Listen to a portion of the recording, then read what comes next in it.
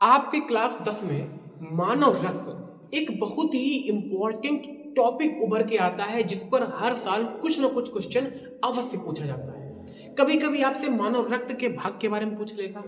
मतलब मानव रक्त इतना ज़्यादा महत्वपूर्ण टॉपिक है, इसके बारे में आपको हर एक चीज़ जाननी होती है। जैसे कि अगर हम बात कर लें आपकी मानव रक्त के बारे में, मानव रक्त के कितने भाग होते हैं, उसमें भाग में आपका प्लाज्मा होता है और रुधिर कणिकाएं होती हैं। प्लाज्मा प्लाज्मा तक ही सीमित है, इसमें आपके कार्बनिक पदार्थ, अकार्बनिक पदार्थ, 90% तक जल, ये सब चीजें बताई गई हैं। रुधिर कणिकाओं की बात करते हैं तो बेटा रुधिर कणिकाएं तीन भागों में डिवाइड हो जाती हैं। पहला श्वेत रुधिर कणिकाएं, दूसरा लाल रुधिर कणिकाएं, श्वेत रुधिर कणिकाएं, और तीसरा आता है आपका प्लेटलेट्स। लाल रुधिर कणिकाएं, प्लेटलेट्स सीमित हैं, लेकिन जो आपकी श्वेत रुधिर कणिकाएं हैं, WBC व्हाइट ब्लड सेल्स, वो पुनः बेटा दो भागों में बट जाती हैं। एक होता है कणिका काय, एक होता है कणिका रहित। कणिका काय और कणिका रहित फिर से पुनः पुनः डिवाइड हो जाती हैं और इओसिनोफिल्स, बेसोफिल्स, न्यूट्रोफिल्स आदि प्रकार के इसमें होते हैं, जो आपको अनेक अनेक तरीकों से आपके शरीर की कोई रोगों से रक्षा करता है, कोई प्रोटीन का संश्लेषण करता है। बहुत ही अच्छे से चीज़ों को समझाई गई हैं। तो जल्दी से इस वीडियो को पूरा देखिएगा, बिल्कुल भी इसको स्किप ना करिएगा, आपको एक एक चीज समझ में आएंगी, है ना। इसमें आपका नियोफिल्स और बेरोफिल्स भी शामिल है। तो बहुत अच्छे से वीडियो को देखिएगा, थोड़ा सा भी डाउट आपको नहीं होगा। वीडियो देखने के बाद आप अपना फीडबैक अवश्य रूप से दे दें। मिलते हैं नेक्स्ट वीडियो में, तब तक आप इस वीडियो को बहुत अच्छे से देखिए। Hello friends, welcome back to solution by Saurabh. आज की वीडियो में हम बात करेंगे रक्त, मानव रक्त यानी रुधिर, या इसको हम बोलते हैं ब्लड। ये क्या है, स्वस्थ शरीर में कितना ब्लड होना चाहिए, किस तरह से आप मनुष्य के वजन से ही उसके शरीर में कितना रक्त है ये आप डिसाइड कर पाओगे, और इस रक्त के कितने टाइप होते हैं, उन टाइप्स का क्या वर्क होता है, रक्त का कितना हिस्सा सजीव होता है, कितना हिस्सा निर्जीव होता है, सजीव हिस्से के क्या टाइप्स हैं, ये सब आज की वीडियो में जानते हैं। तो चलिए शुरू करते हैं बिना समय को व्यर्थ किए। तो देखिए, सबसे पहले आता है रुधिर यानी रक्त यानी ब्लड क्या है। तो आप सबसे पहले कहेंगे रुधिर हमारे शरीर का एक बहुत महत्वपूर्ण ऊतक है।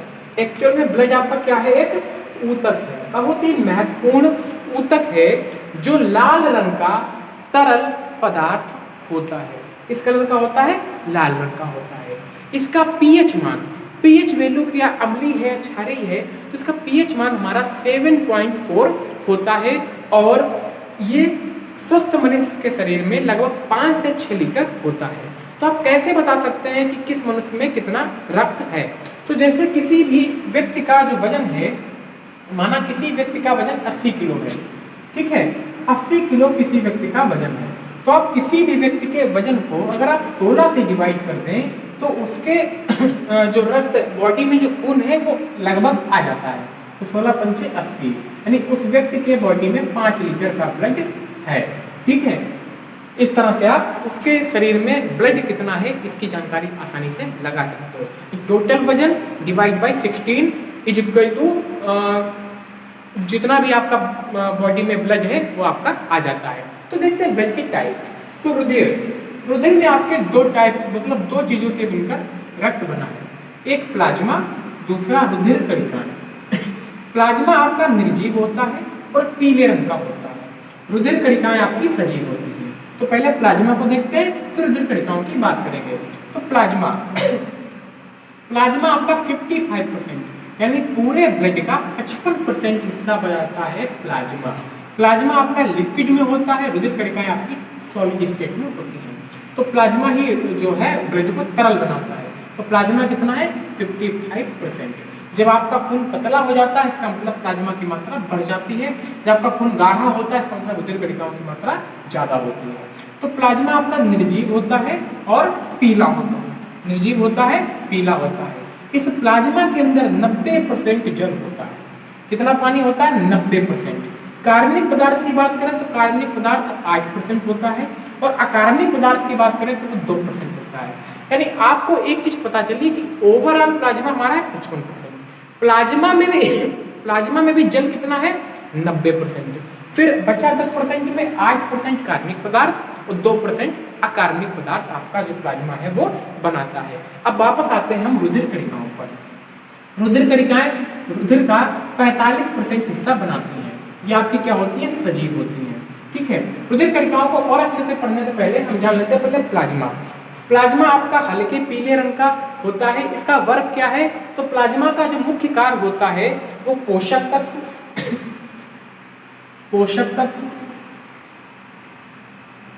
हार्मोन,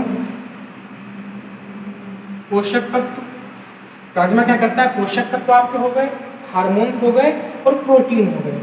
ठीक है, और क्या हो गए, प्रोटीन हो गए।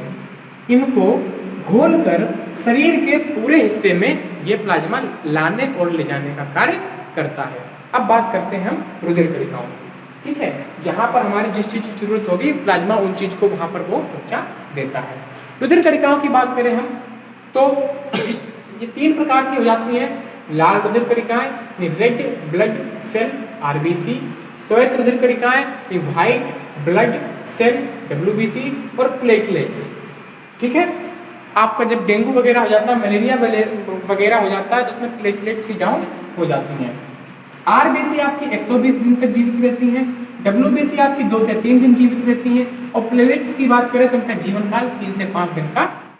आरबीसी की अगर हम बात करें तो जो आरबीसी आपकी है वो रुधिर कणिकाओं का सबसे महत्वपूर्ण भाग होती हैं और ये लगभग 98 से 99% आपका भाग बनाती हैं। ये आपके रुधिर कणिकाओं का लगभग 98 से 99% भाग बनाती हैं। इनका जीवन काल लगभग 120 दिनों तक होता है। इन आरबीसी का निर्माण अस्थियों की जो खोखली अस्थियां होती हैं, जो अस्थि मज्जा कहलाती हैं, वहां पर इनका निर्माण होता है।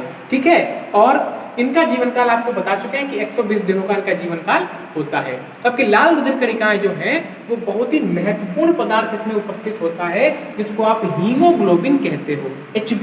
इस हीमोग्लोबिन की वजह से ही आपके खून का जो रंग होता है वो लाल होता है। ठीक है, और जब क्या होता है, जब आप सांस लेते हो, ठीक है, जब आप सांस लेते हो ऑक्सीजन, तो इस ऑक्सीजन में हीमोग्लोबिन मिलके आपका जो है ऑक्सीजन जो है वो ऑक्सीजन हीमोग्लोबिन के साथ क्रिया करके ऑक्सी हीमोग्लोबिन का निर्माण करता है।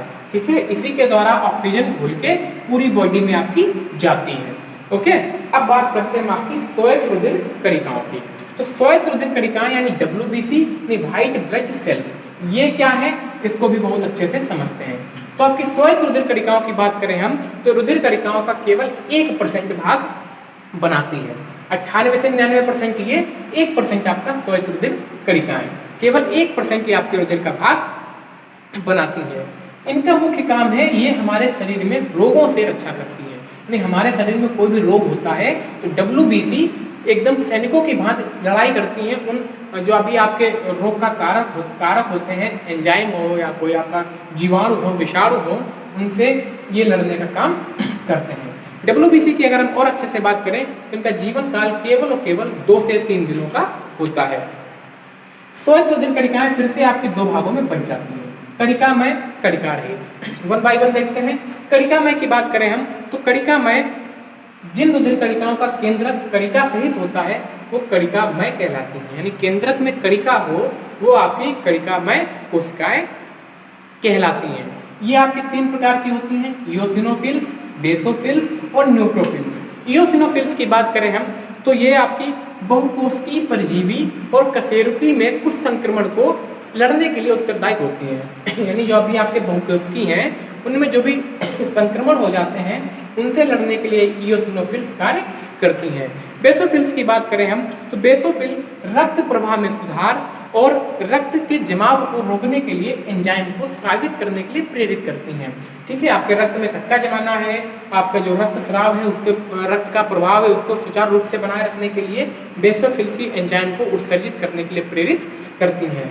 न्यूट्रोफिल्स की अगर हम बात करें तो न्यूट्रोफिल्स आपकी जन्मजात प्रतिरक्षा तंत्र का हिस्सा बनाते हैं और इसके अलग अलग प्राणियों में अलग अलग काम होता है। कणिका रहित की बात करें तो कणिका रहित उन्हें कहते हैं जिनमें आपका केंद्रक कणिका रहित होता है। कणिकामय हो तो कणिकामय केंद्रक और कणिका रहित केंद्रक हो तो कणिका रहित। ये पुनः आपकी 2 टाइप की हो जाती हैं, लिम्फोसाइट्स और मोनोसाइट्स। तो लिम्फोसाइट्स की अगर हम बात करें तो हमारे शरीर में प्रतिरक्षा तंत्र को मजबूत करता है और कोई भी बाहरी विषाणु या जीवाणु आ जाए तो उससे लड़ने में भी ये हेल्प करता है। मोनोसाइट्स की अगर हम बात करें तो मोनोसाइट्स आपका एक प्रतिरक्षा अनुक्रिया के दौरान शोध और शोधरोधी प्रक्रियाओं में महत्वपूर्ण भूमिका निभाते हैं। ठीक है, ये आपका कणिकामय और कणिका रहित हो गया। अब हम बात करते हैं प्लेटलेट्स की। प्लेटलेट्स की अगर हम बात करें तो इसमें से आपको प्लेटलेट्स की बात करने से पहले बताएं, इसमें जो लिम्फोसाइट्स और मोनोसाइट्स हैं वो हानिकारक जीवाणुओं का भक्षण करते हैं। नहीं, कोई भी आपकी बॉडी में हानिकारक जीवाणु आ गया तो लिम्फोसाइट्स और मोनोसाइट्स उनको खा जाते हैं। प्लेटलेट्स की बात करें हम तो आपका प्लेटलेट्स बहुत ही इंपॉर्टेंट पार्ट निभाता है। ये रुधिर कणिकाओं का तीसरा भाग बनाती हैं। इनमें लसीका, इनका जो निर्माण होता है वो लसीका में होता है। किसमें होता है? लसीका में होता है। इनका जीवन काल 3 से 5 दिन का ही होता है। यदि शरीर के किसी अंग में आपकी चोट लग जाती है तो ये रक्त स्राव होने लगता है यहाँ से, तो प्लेटलेट्स ही वहाँ पे थक्का जमाने का कार्य करता है। ठीक है, और ये प्लेटलेट्स क्या करता है, जब आपको कोई दाना निकल जाता है तो दाने में जो आप मवाद निकलता है तो प्लेटलेट्स मरी हुई कोशिका को, जो आपके शरीर में कोशिका मर जाती हैं, आपको पता है कि कोशिकाएं मरती रहती हैं, बनती रहती हैं, तो मरी हुई कोशिकाओं को प्लेटलेट्स मवाद के रूप में शरीर से बाहर निकाल देता है। ठीक है, ये आपका था पूरा का पूरा रुधिर। अब रुधिर के कार्य की अगर हम बात करें तो रुधिर हमारे शरीर में बहुत ही महत्वपूर्ण कार्य करता है। जैसे कि शरीर के तापमान का नियंत्रण, आपकी पूरी बॉडी का तापमान अगर बिल्कुल निश्चित रहता है तो रुधिर की वजह से, कि रुधिर आपकी पूरी बॉडी में घूमता रहता है और आपके तापमान को बिल्कुल नियंत्रित बनाए रखता है। फिर O2 और CO2 का परिवहन, आप सांस लेते हो, फेफड़ों के द्वारा वो रुधिर में मिल जाता है हीमोग्लोबिन से क्रिया करके आपका HBO बना के, और इसी प्रकार से वो CO2 वस्तु को भी मुक्त करता है। ऑक्सीजन और CO2 का परिवहन भी रुधिर के द्वारा ही होता है।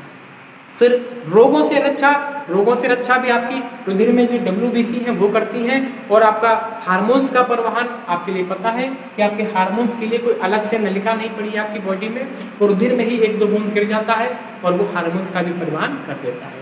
औषधियों का परिवहन, औषधियाँ भी आप लेते हो, वो भी आपकी सब रुधिर के थ्रू हुई जहाँ पे प्रॉब्लम होती है वहाँ पे पहुँच जाती हैं। ठीक है, चोट का उपचार हो गया, पोषक पदार्थों का परिवहन हो गया, औषधियों का परिवहन हो गया, ये सब रुधिर के द्वारा ही होता है। कहीं पर भी आपको क्या बोलते हैं कि आपका जो है औषधियों का परिवहन करना है, पोषक पदार्थों का परिवहन करना है, आपने कुछ ग्रहण किया, उससे जो पोषक पदार्थ मिले वो भी आपके रुधिर में ही मिलकर आपकी पूरी बॉडी में घूमते रहते हैं। तो ये था आपका रुधिर, इसमें हमने बहुत ही कम समय में आपको बहुत ही ज़्यादा चीज़ें बताने की कोशिश की है। अगर आपने इस पूरी वीडियो को देखा है तो आपको रुधिर से रिलेटेड कोई भी प्रॉब्लम नहीं रहेगी। एक क्विक रिवाइज कर लेते हैं कि रुधिर आपके 2 टाइप होते हैं, प्लाज्मा रुधिर कणिकाएं। प्लाज्मा 55% होती है, रुधिर कणिकाएं 45% होती है। प्लाज्मा निर्जीव होता है, पीला होता है। जब 90% होता है, कार्बनिक पदार्थ में आपका 8% होता है, कार्बनिक पदार्थ में आपका 2% होता है, अकार्बनिक पदार्थ में आपकी वसा हो गई, विटामिन हो गई। ठीक है, ये पोषक तत्व, हार्मोन, प्रोटीन वगैरह का परिवहन करता है। रुधिर कणिकाओं की बात करें तो RBC, WBC, प्लेटलेट्स 3 तरह की होती हैं। RBC 120 दिन तक जीवित रहती हैं, WBC 2 से 3 दिन जीवित रहती हैं, 3 से 5 दिन प्लेटलेट्स जीवित रहती हैं। प्लेटलेट्स का निर्माण लसिका में होता है, लाल रुधिर कणिकाओं का निर्माण अस्थमज्जा में होता है। WBC पुनः 2 प्रकार की हो जाती है, कणिका में, कणिका रहित। इसमें आपकी इओसिनोफिल्स, बेसोफिल्स, न्यूट्रोफिल्स। याद कर लीजिए कि कणिका में फिल्स आता है और कणिका रहित में साइट्स आता है, लिम्फोसाइट्स और मोनोसाइट्स। ओके, सो ऐसे ही मजेदार टॉपिक्स के लिए बने रहिए सॉल्यूशन बाय सौरभ के साथ। और आपकी जानकारी के लिए बता दें कि चैनल पे हमने 4 लेवल आपके मेंबरशिप के अपलोड किए हैं। ठीक है, तो आपको अपने सुविधानुसार आपको जो भी लेवल आपको परचेज करना आप उसको परचेज कर सकते हैं। इसकी शुरुआत केवल 29 रुपये से लेकर 119 रुपये तक की है। आप अपनी सुविधा के अनुसार उस मेंबरशिप को ले सकते हैं और उसका फ़ायदा उठा सकते हैं। तब तक के लिए बने रहिए सॉल्यूशन बाय सौरभ के साथ। Thank you very much. Lots of love.